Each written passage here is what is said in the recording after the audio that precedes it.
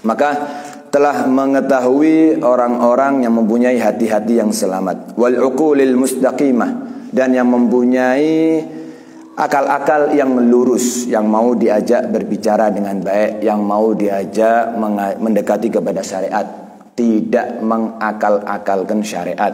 Yang kadang-kadang zaman sekarang yang nggak mau masuk akal dibuang walaupun Al-Quran, yang nggak masuk akal dibuang walaupun hadis Nabi SAW, apalagi cuman kalam ulama, apalagi cuman kalam ustadz.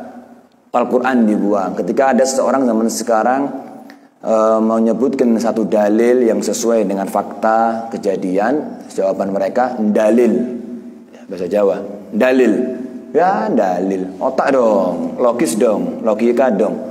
Kalau Islam, makanya Sayyidina Ali bin Abi Thalib, alhamdulillah ya, kita punya ulama menyusun kalam-kalam ulama, kalam-kalam sahabat ini indah.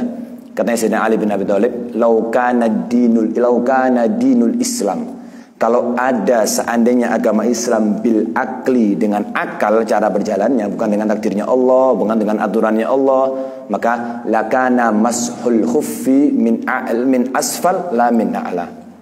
Mungkin jenengan pernah ngelihat beberapa orang memakai sepatu khuf, sepatu yang terbuat dari kulit, hampir seperti kaos kaki.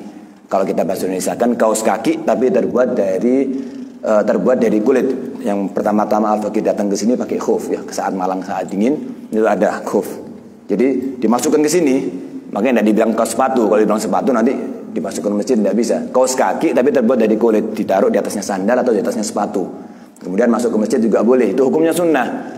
Nah, ketika orang pakai khuf, maka ada hukum fikih, nggak perlu dilepas ketika dia wudhu, nggak perlu. Oh ini mau wudhu dilepas, nggak perlu dilepas, pakai aja. Wudhu selesai, ketika sampai di kaki, ini ada khufnya, ada kaos kakinya, cukup ditempel pakai air atasnya,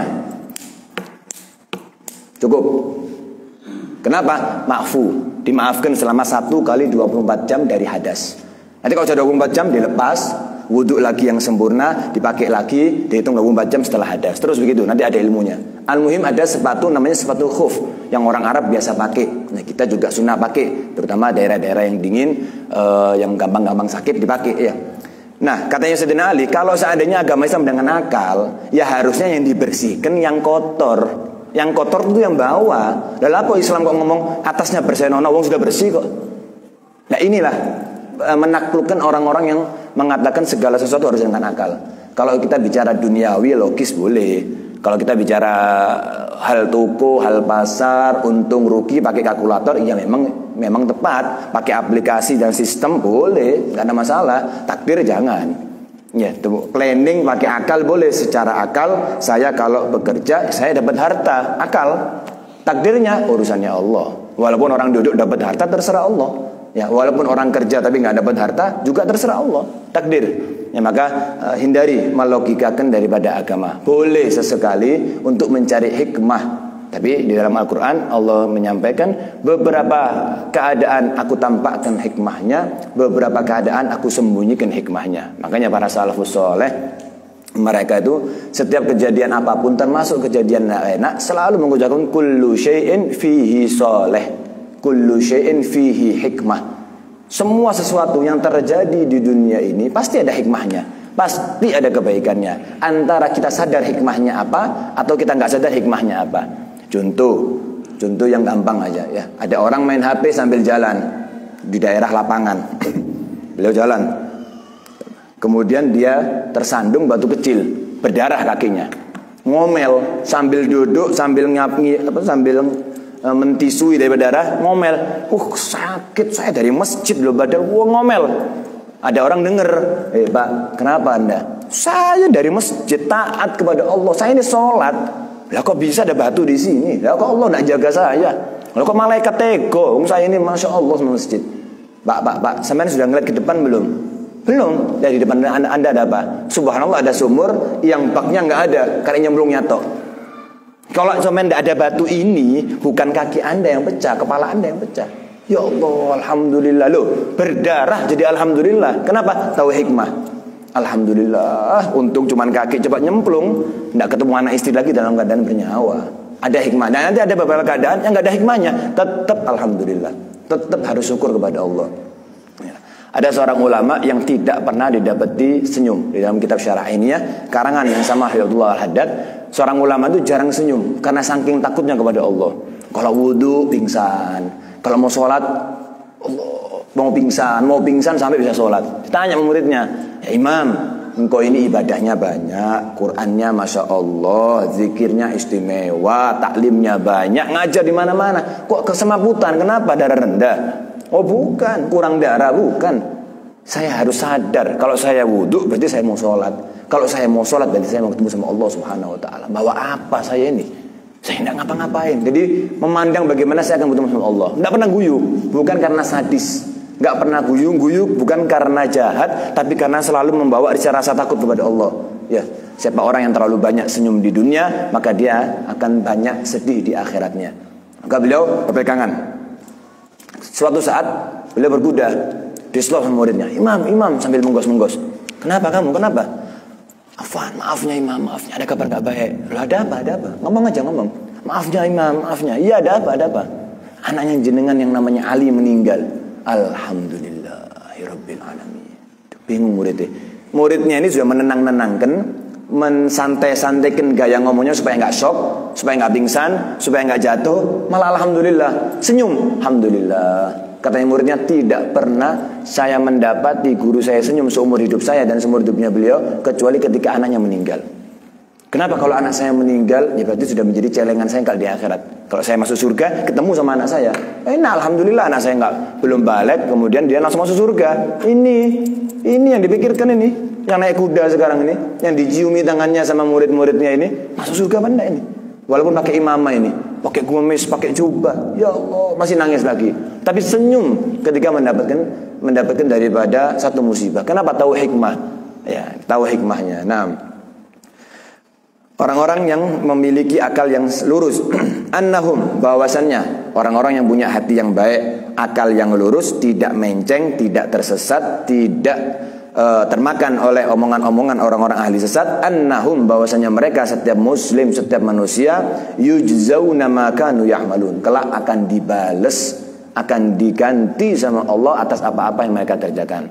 In kana khairan fa khairun wa in kana syarran fa syarrun. Jika ada kebaikan yang kita lakukan di dunia, ya jelas Allah akan ganti kebaikan itu. Jika ada kejelekan yang kita lakukan ada di dunia, ya jelas Allah akan menjadikan balasannya balasan yang jelek pula. Ya, Allah punya surga. Siapa orang masuk surga, maka masuk surga karena rahmatnya Allah, bukan karena yang lainnya. Bukan karena amal, bukan karena wirid, bukan karena menjadi seorang suami atau bapak yang baik. Bukan. Rahmat. Tapi siapa orang, muslim ataupun manusia siapapun, yang dimasukkan oleh Allah ke nerakanya Allah, na'udzubillah min dzalik, maka mereka masuk ke nerakanya Allah dengan satu sifatnya Allah, yaitu bi'adlihi. Allah memasukkan neraka hambanya, baik taat ataupun maksiat, adalah orang-orang yang dimasukkan karena keadilannya Allah. Rahmat atau adil, nggak ada lagi sudah. Ya, nggak ada lagi. Nah, wa yahsuduna ma yazra'un, dan mereka orang-orang yang mempunyai hati yang baik dan akal yang lurus, mereka akan selalu terngiang-ngiang selain amalan mereka akan dibalas kelak, dan mereka akan memanen apa-apa yang mereka tanam ada di dunia. Ad-dunya mazra'atul akhirah, kama tazra' tahsud. Dunia ini adalah ladang menanam untuk kita ada di akhirat. Di akhirat waktunya panen sesuai apa yang kita tanam. Kalau kita di bumi menyebarkan kebencian, fitnah, riba, musuh sama orang, iri, dengki, maka di akhirat akan nanam itu semua dalam keadaan bosok, dan itu akan jadi saksi, akan menjadi hujjah, argumentasi malaikat, sini, wayai dijelup. Kenapa? Yang ditanam kelihatan hasilnya.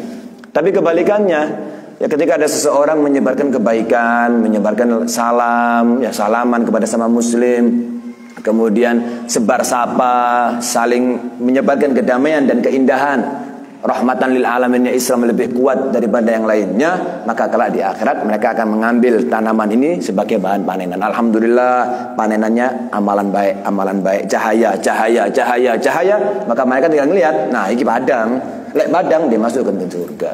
Ini adalah kama tazra' tahsud, sebagaimana disebutkan dalam satu makalah, dalam satu mahfudzat, sebagaimana kamu menanam maka begitulah kamu akan memanen. Ya kalau orang menanam biji daripada buah-buahan, ya keluarnya nanti juga buah-buahan, tidak mungkin sayur-sayuran. Begitulah kiasan daripada kama tazra' tahsud. Wa kama yadinu judanun. Dan katanya beliau Al-Haddad, orang yang punya akal yang baik, hati yang selamat, pasti akan memikirkan sebagaimana kamu berbuat, kamu akan diperbuat. Terambil dari hadis Nabi SAW, kama tadinu tudan. Sebagaimana kamu berbuat, kamu akan dibales. Ya mungkin, tapi dalam Islam nggak ada karma ya. Ya kalau bahasanya kayak karma, tapi bukan karma ya. Kalau karma itu, kalau Islam ini murni dari Allah. Cuman memberikan pemahaman kata Muslim, ya jangan mencaci orang kalau nggak mau dicaci, jangan memukul orang kalau anda nggak mau dimukul, itu sudah standar. Kenapa? Hadis Nabi SAW, kama tadinu tudan. Sebagaimana anda berbuat, begitulah anda akan dibuat. Sebagaimana anda menghormati yang tua, maka kelak kalau kita yang tua, kita akan dihormati sama anak-anak kecilnya. Sebagaimana kita sayang kepada anak kecil, maka kelak anak kecil kita akan disayangi oleh orang yang lebih tua, karena berkat daripada kita di masa tuanya kita menyayangi anak kecil. Terus begitu. Kapan kita sering membantu orang, ketika kita buntu bantuannya orang, Allah sendiri yang turun tangan, bukan manusia. Ada orang datang kepada kita minta bantuan. Dia minta bantuan kepada manusia yang mungkin khianat, mungkin bohong, mungkin pelit. Tapi kita kasih, alhamdulillah Allah kasih hidayah ini, ada uang saya untuk menutupi utang anda. Senang alhamdulillah. Suatu saat kita kena musibah, ya Allah kena musibah yang hampir-hampir sama babnya utang. Ya Allah saya mau minta fulan yang pernah saya bantu, dia aja minta tolong sama saya.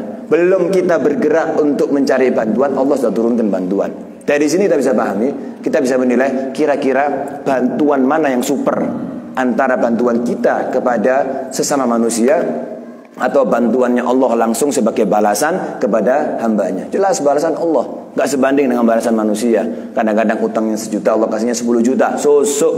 Nah, kalau kita datangi orang dimintai bantuan nutup utangnya dia 1 juta, pasti kita akan keluarkan 1 juta tok. Mensok itu sudah manusiawinya begitu ya, manusianya segitu. Atau kita kurangi 500 tok wis, 100 tok wis, kurang. Tapi kalau Allah nggak ada, ngepres itu jarang ya, selalu dikasih lebih. Itu adalah kemurahan Allah. Maka kama tadi nutudan wa ala maqaddamuhu yuqaddamun. Dan atas apa-apa yang mereka telah lakukan ada di dunia, kelak akan disuguhkan oleh malaikat. Siapa orang yang menerima lembaran amalnya dengan tangan kanan, pertanda baik, dia termasuk orang-orang ahli surga. Siapa orang yang menerima dengan tangan kiri, maka tanda buruk kalau dia adalah min ahlin nar. Nanti ada juga menerima dari belakang. Na'udzubillah min dzalik ya. Na'udzubillah min dzalik. Wa kaifa la ya'lamuna dzalik, bagaimana orang yang dikasih hati sama Allah, dikasih akal sama Allah, hidup di dunia, dikasih daripada ilmu dan juga akhlak, tapi mereka nggak mengetahui itu semua. Bagaimana ada manusia nggak tahu kalau apa yang mereka kerjakan di dunia akan dibalas di akhirat? Kok bisa ada orang punya akal, punya hati, kalau dia ngerjakan begini dia dibegitukan? Kok bisa? Kok bisa ada orang zalim ditanya, "Hei Pak, kok zalim sampean? 10 tahun Anda zalim." "Terserah saya. Sampean akan dibalas." Enggak percaya. Katanya Allah, kok bisa ada orang punya pemahaman seperti ini? Padahal punya akal, punya hati, punya ilmu untuk dia pelajari. Wa yuqinuna bima hunalik. Bagaimana ada orang tidak meyakini akan umur perkara-perkara akhirat. Wahum, sedangkan mereka yasma'una ma bihi yu'minun. Orang-orang yang punya akal, punya hati ini mendengarkan apa-apa yang disampaikan oleh orang-orang yang beriman, yaitu lewat orang tuanya kepada anaknya, kakak kepada adiknya, guru kepada murid-muridnya. Sudah dijelaskan, tapi tidak mau mendengarkan.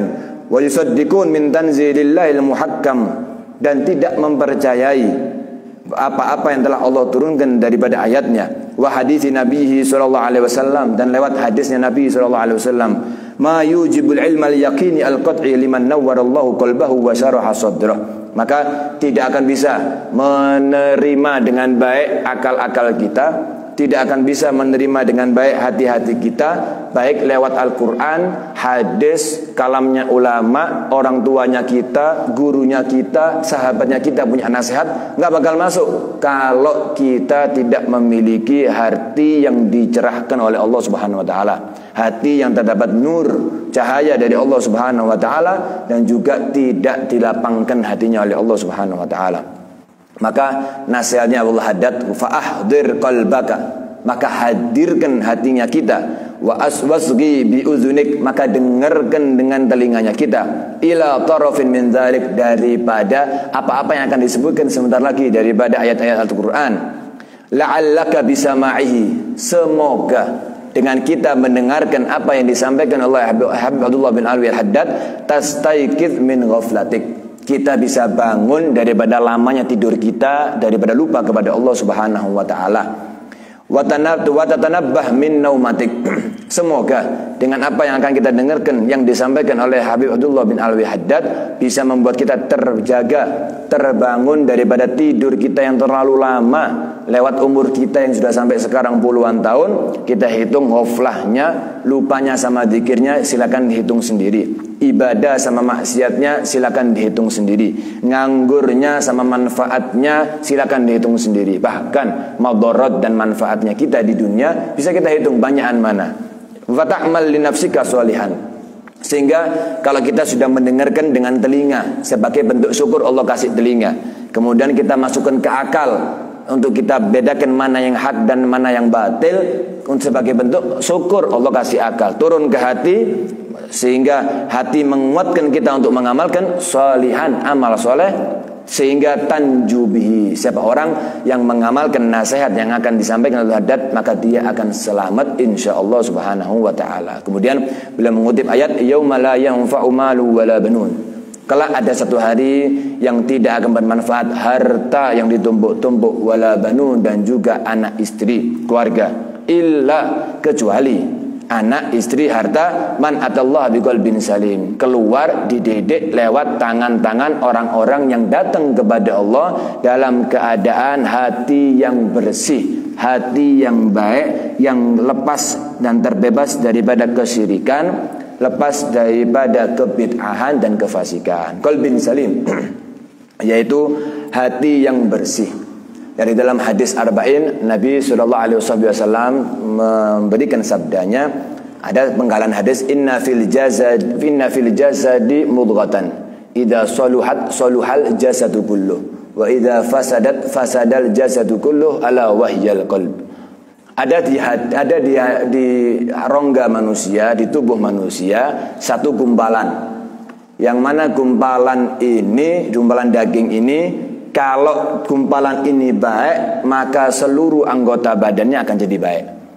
Kapan gumpalan daging ini menjadi jelek, kotor, maka semuanya akan kotor. Ala wahyal qalb, ketahuilah yang namanya gumpalan tadi itu adalah hati, patokan daripada Allah melihat. Maka yang disebutkan dalam hadis, innallaha la yanzuru ila suwarikum walakinnallaha yanzuru ila qulubikum, atau kama qala Nabi sallallahu alaihi wasallam. Sesungguhnya Allah tidak akan pernah melihat zahir kita, ya, yang mau pakai pakaian mahal, yang murah, nggak ada bedanya sama Allah. Yang punya pangkat tinggi dan yang punya pangkat di depan Allah sama. Ya, yang punya apapun di semuanya. Lihat, jauh usah jauh-jauh. Di masjid ini siapapun pangkatnya, ya softnya sesuai dengan dia datang. Kalau ada bapak yang menteri, kalau masalah datang di rakaat ketiganya imam, ya nggak mungkin lah tengah-tengah sholat kita kasih jalan. Ya nggak mungkin, dari soft belakang. Kenapa? Di hadapan Allah. Baru di dunia Allah sudah melekkan kita orang. Kita ini dimelekkan. Kenapa? Menteri pun duduk di belakang kalau terlambat. Ya, kemudian begitulah seterusnya. Lihat di saat orang haji dan umroh, mau ada raja, ada menteri, ada jenderal dari segala penjuru dunia. Kalau sudah masuk ke matof, tempat tawaf, nggak ada perbedaan. Semuanya satu kain, namanya kain ihram. Nggak ada kalau raja terus kainnya kain sutra, nggak ada, mana? Nggak ada. Dari dulu sampai sekarang raja muslim datang ke Mekah, mau ihram, mau tawaf, ya pakai pakaian ihram. Kainnya sama persis. Sama orang yang maaf-maaf yang tidak berpangkat pun sama. di hadapan Allah Subhanahu wa taala. Maka patokan daripada atau barometer daripada amalan kita tergantung daripada hati kita masing-masing. Maka hadis ini isyaratun, sebagai bentuk isyarat, ya, memberi isyarah anna sholaha harakatil abdi bijawarihi, bahwasannya kebenaran, kebaikan gerak-gerik seorang hamba itu tergantung lewat anggota badannya. Jelas kita menghukumi manusia lewat zahirnya. Zahirnya manusia ya gerak badan. Kapan ada orang angkat tangan, ya kita bilang angkat tangan. Kapan ada orang memasukkan barang ke kantongnya, ya kita bilang masukkan barang ke kantongnya. Kapan ada orang mukul, ya kita bilang dia mukul, sesuai dengan anggota badannya. Wajtinabuhu lil muharramat. Dan juga hati ini patokan untuk seorang bisa menghindari hal-hal yang haram. Watawakkis subuhat, hati ini juga patokan menjadi kontrol dan barometer gerakan tangan kita, kaki kita, anggota badan kita daripada menghindari yang subhat-subhat. Hadaran minal wuqu'i fil muharramat, menghindari lebih parah yaitu jatuh kepada yang haram. Patokannya hati. Ya, walaupun ada suatu makalah mengatakan al-insan yahkum bidzawahir, manusia itu yang menghukumi dengan zahir. Adapun hukum kedudukan seseorang di hadapan Allah itu hatinya. Ada orang mungkin mengenakan pakaian yang bikin orang kontroversi. Lu ya apa sih? Kita hanya mungkin manusia dengan zahirnya saja. Memvonis nggak boleh. Makanya banyaknya kekacauan di antara kita ini karena kita memvonis. Semoko elek buka aurat neraka. Nah, neraka ini vonis. Kita cuma bilang, kita hanya melihat bahwasanya fulan bin fulan membuka aurat. Selesai. Pakai mata. Terus bagaimana vonisnya nggak tahu. Hukumnya orang ini bagaimana nggak tahu. Kenapa? Semua kembali ke hati. Tapi bukan berarti karena semua kembali ke hati kita boleh berlaku maksiat seenaknya. Ditegur, loh kenapa kok maksiat? Semua itu dengan hati kita. Ya nggak boleh, nggak boleh ya. Manusia itu menghukumi orang dengan zahirnya. Suudzon itu haram. Membuat orang suudzon jauh lebih haram. Podo-podo dusoi. Jenengan suudzon sama saya. Iya, saya suudzon, saya minta maaf, saya dosa. Tapi jenengan lebih double dosanya. Kenapa? Gara-gara jenengan saya suudzon. Gara-gara jenengan saya suudzon. Perlakuan-perlakuan yang membuat fitnah itu membuat orang jauh lebih dosa daripada orang yang suudzon itu sendiri. Maka jangan pernah ada vonis di antara kita antara surga dan neraka. Doa boleh. Doa semoga dia terhindar dari neraka boleh. Semoga dia termasuk orang-orang ahli surga boleh. Tapi kalau memvonis nggak boleh. Antara orang yang sholat sama orang yang nggak sholat jelas dan terang-terangan. Ada orang jelas-jelas sholat, ada orang jelas-jelas meninggalkan sholat, terang benderang, bukan subhat lagi, jelas meninggalkan sholat. Maka bagaimana? Ya kita cuma melihat yang bapak fulan sholat, bapak fulan nggak sholat, terus nggak pakai terus, sudah itu toh. Loh, bagaimana hukum? Nggak pakai hukum isinya Allah. Kalau mau tanya takdir, ya urusannya Allah. Nah, kalau semua manusia menghindari vonis, selesai. Ya karena ngelihat. Ada orang pakai baju putih, ada orang pakai gamis hitam, gamis putih, gamis hitam. Bagaimana menurut Anda? Ya kita nilai, bapak ini gamis putih, bapak ini gamis hitam. Kasih, fonisen do, hukuman nggak boleh. Senggawi ireng berarti nggak boleh. Yang pakai putih berarti nggak boleh. Ya manusia, yahkum bidzawahir. Cukup menilai dengan zahir, tapi jangan pernah memvonis, karena vonis itu bisa mengantarkan kepada kehancuran. Ya seperti orang-orang yang ta'assub, orang-orang yang fanatisme. Ya jauh-jauh fanatisme agama ya, yang bagus. Zaman dahulu zamannya ada madhab. Ya mulai zaman Nabi SAW nggak ada madhab, sudah ada nabinya. Zaman sahabat nggak ada madhab, sudah ada sahabat yang belajar langsung sama Nabi SAW. Turun ke tabi'in dan tabi'ut tabi'in mulai. Imam Syafi'i, Imam Malik, Abu Hanifah, Imam Malik, Imam Syafi'i bin Hanbal merangkum daripada madhab. Orang alim banyak, Imam Hasan Al-Basri orang alim, Imam Sufyan Ats-Tsauri orang alim. Cuman mereka tidak bisa dimadhabkan. Loh kenapa? Padahal kadang-kadang lebih alim, mungkin lebih alim, lebih soleh, lebih wali. Kenapa? Karena murid-muridnya nggak produktif, nggak menulis kalam-kalam gurunya sehingga tidak tertulis. Kenapa di dunia ini hanya 4 madhab yang diterima, selainnya nggak boleh?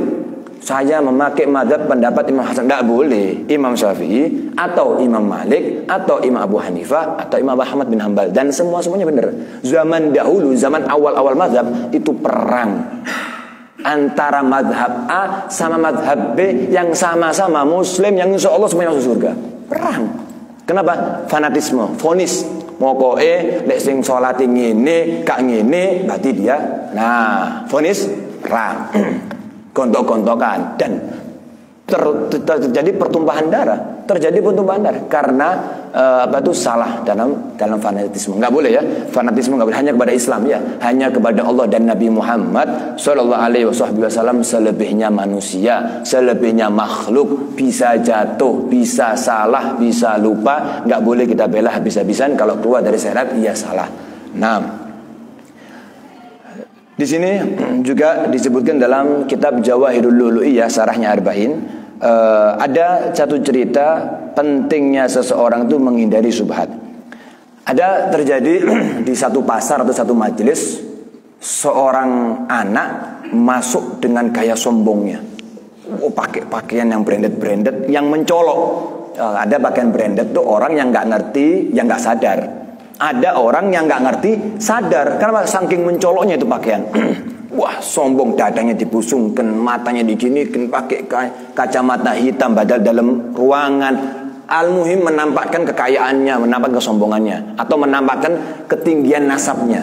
Saya anaknya fulan. Wah, sombong. Tanya ini orang, ini siapa ini ya?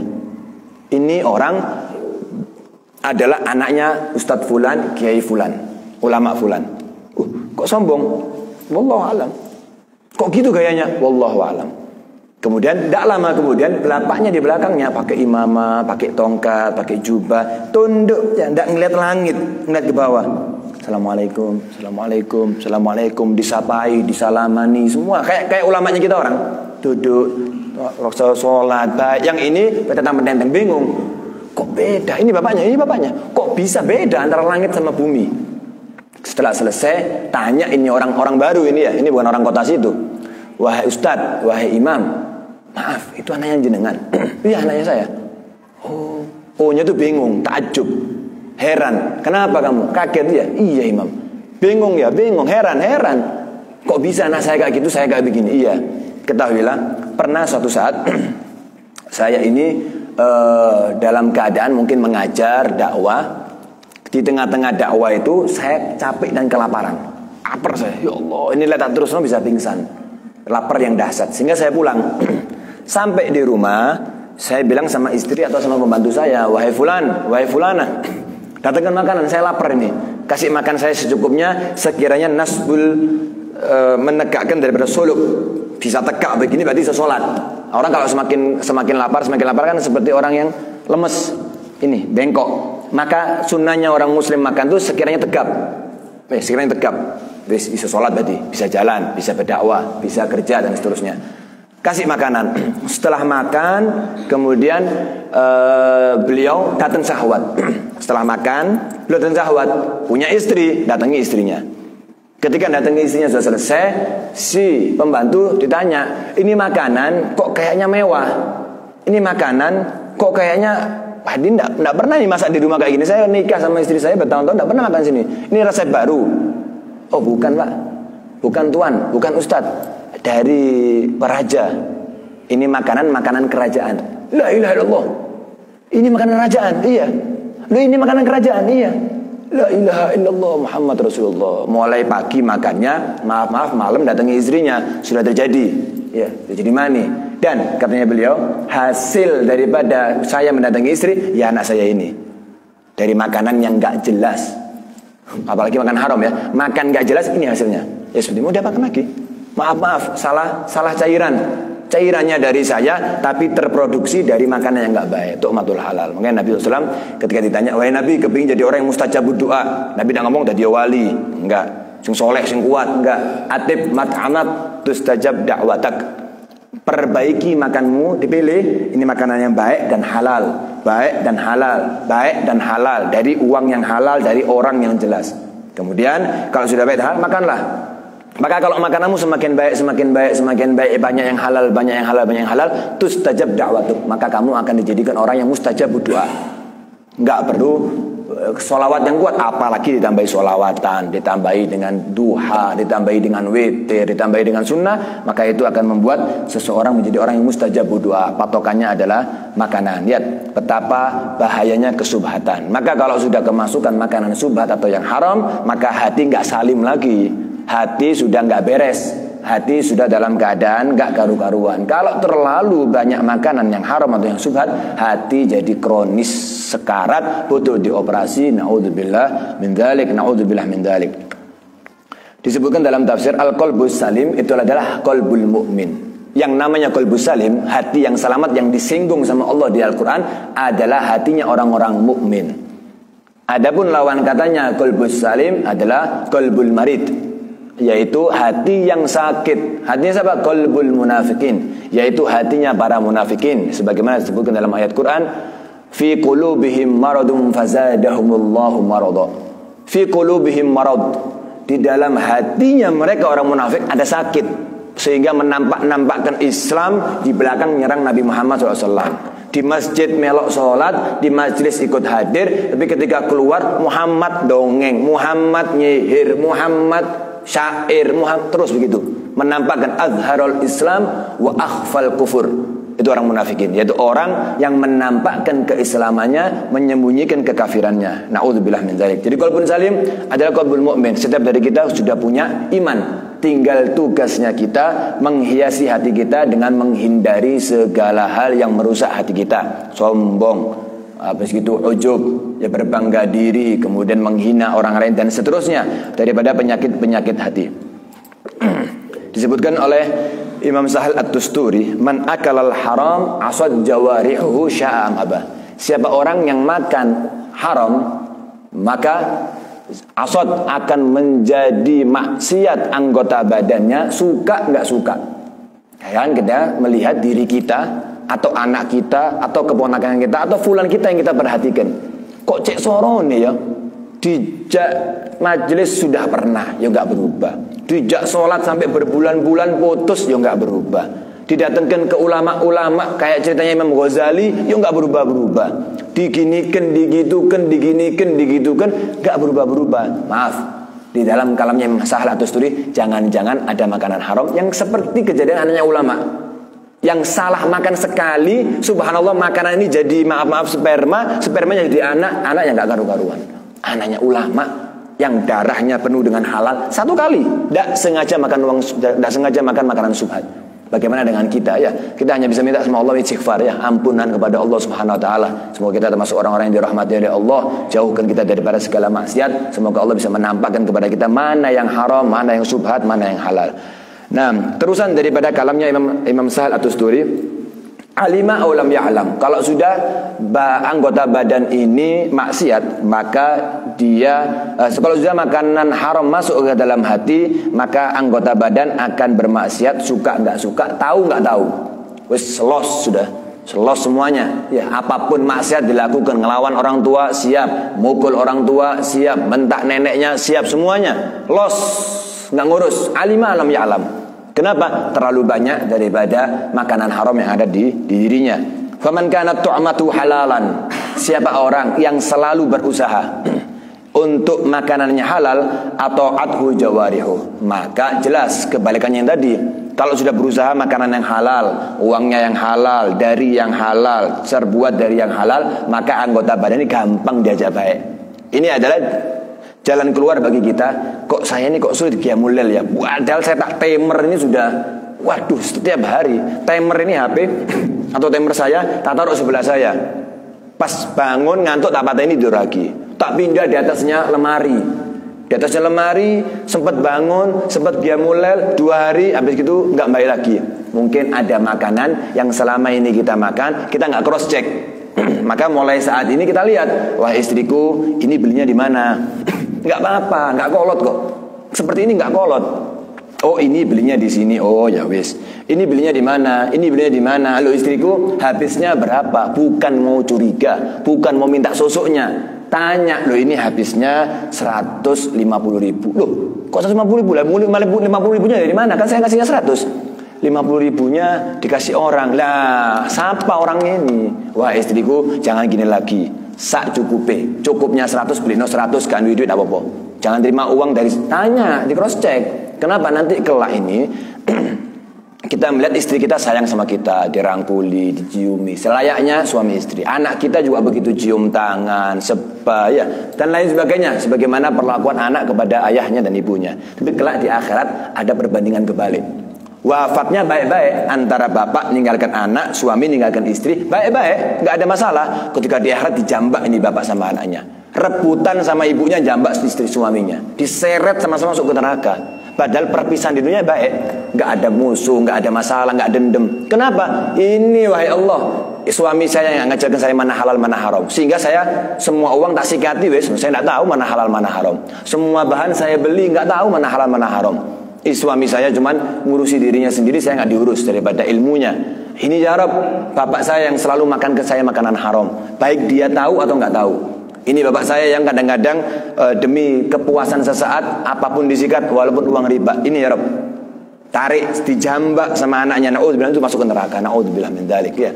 Naudzubillah min dzalik. Siapa orang yang enggak kepingin kumpul di keluarga di surga sama Allah sama keluarganya? Semua berharap. Maka sebagaimana Habib Alwi Muhammad bin Alwi Al-Maliki beliau mengatakan, al-jannah mahi balas. Surga itu enggak gratis, ikhwani. Surga itu enggak gratis wahai muslimin. Harus ada pengorbanan. Apa pengorbanan kita? Wah, saya 60 tahun hidup di dunia, tak bela ini sholat ya bocara nih. Mas yo panas, mas yo udan saya sholat, mas yo saya sakit saya sholat. Ini kan korban. Untuk siapa kita? Untuk Allah. Kelak pengorbanan kita akan masuk kita pada surga.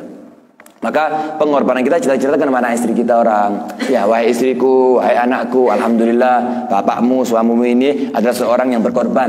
Begini dan begitu supaya ditiru. Kenapa? Al-jannah mahi balas. Surga tidak gratis. Nah, yang terakhir adalah la yastaqinu imanu abdin hatta yastaqima qalbuh. Tidak akan menjadi lurus iman seorang hamba sampai lurus pula hatinya. Sebetulnya ada 9 cara bagaimana hati ini supaya lurus, 9 cara supaya hati ini menjadi baik. Dan insyaallah karena waktu sudah habis, insyaallah ya, sebagaimana yang kita inginkan untuk kita sampaikan sudah Allah sampaikan kepada hati-hati kita semua, sehingga kita pulang dalam keadaan sudah membawa semua ilmu yang sudah kita siapkan sebagai bentuk bekal untuk kita menuju ke akhirat kita. Amin ya rabbal alamin. Mungkin ini bisa saya sampaikan, kurang lebihnya mohon dimaafkan. Ala hadiniyah wa ala kutin salihah wa ala man salafuna wa rijana fi ikhtitami jalsatihim nawaina wa ila hadratin nabi Muhammadin sallallahu alaihi wasallam bisirril Fatihah. Bismillahirrahmanirrahim. Alhamdulillahirabbil alamin arrahmanirrahim maliki yaumiddin.